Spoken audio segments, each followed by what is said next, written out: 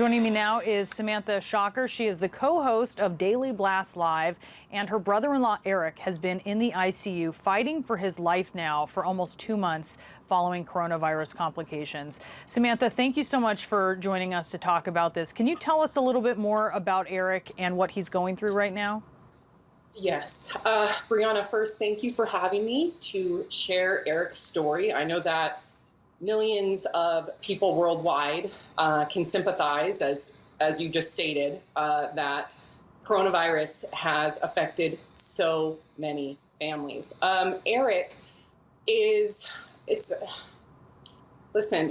fighting for his life right now. And when your loved one's in a medically induced coma, you can't physically obviously talk to them. When they're intubated, Eric's been intubated since early January. He's been on a machine called ECMO, which is a life-saving innovation. It buys you time, essentially. It oxygenates your lungs and your heart. Eric's been on ECMO.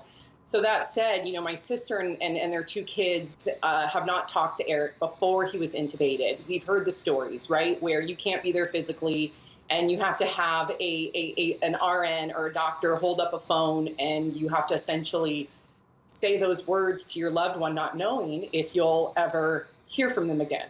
Now, Eric is so strong, considering the fact that for 2 months now, he's been on life support and he has been fighting for his life. The doctors say, you know, for someone to be going through everything that he's gone through, procedure after procedure and complication after complication, this man is strong, and this man wants to live. And so he's hanging on, Brianna. He's going to make it. But let me tell you, this is difficult. Look, we see these photos, his beautiful family. He has a lot to live for. We know that he wants to come back and join them. He's 51. I mean, this is a young person. He's very active. You mentioned he went into this very strong. You know, could you ever have imagined that this is what your family would be up against right now? No, Brianna, my heart is beating through my chest, and I'm used to being on television. I never in a million years would have thought that I'd be on the other side advocating for my loved one. And I understand the privilege that I have, that I get that ability to use my platform to advocate for him. But I never thought that my family would go through this, let alone Eric. To your point, he is a surfer, a snowboarder, strong lungs. And COVID is cruel. And, you know, Eric no longer has COVID. He cleared his COVID load because he's so strong way back in January. So these are all COVID complications. And now we're in a position where we've run out of options. And we have a very healthy guy otherwise who can't come home to my sister, his wife, and their 2 babies because of his lungs. So we are, you know, who better to advocate for your loved ones than your family? And so, especially because he's a healthcare worker, my sister's a healthcare worker, my whole family comes from healthcare workers, so they're used to advocating for everybody else. And now it's our turn, it's my turn, my sister's turn, their friends and family's turn to help advocate for him.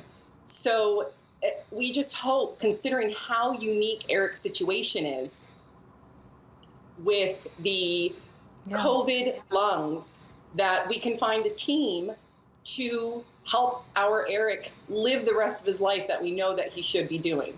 And Samantha, what are doctors telling you about his condition?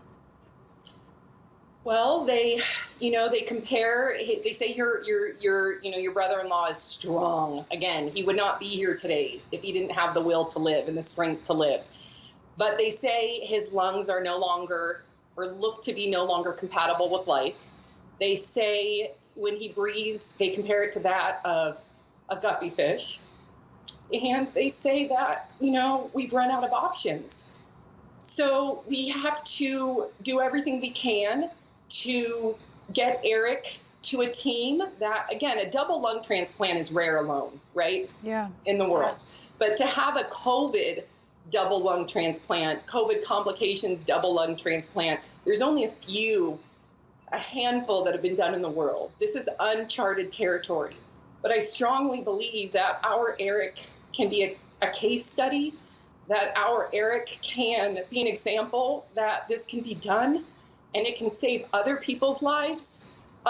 So many people are suffering. If anything, Brianna, I hope this is a cautionary tale, because I know a lot of people are lowering their guard because we have spring break coming up, the vaccine is here, but we're not out of the woods. And I don't want another family to go through this, because it can happen to you. If you don't think it's going to happen to you, it can. Look at me, look at our story, and you do not want to go through this. It is excruciating. So, Samantha, I want to thank you for talking to us. We are going to follow this. We are there with you and your family. And we're thinking of you. We're thinking of your sister and your niece and your nephew. And we are hoping the best for Eric. Thank you for coming on. He will prevail, Brianna. Mark my word. All right. He will prevail. Samantha, thank you.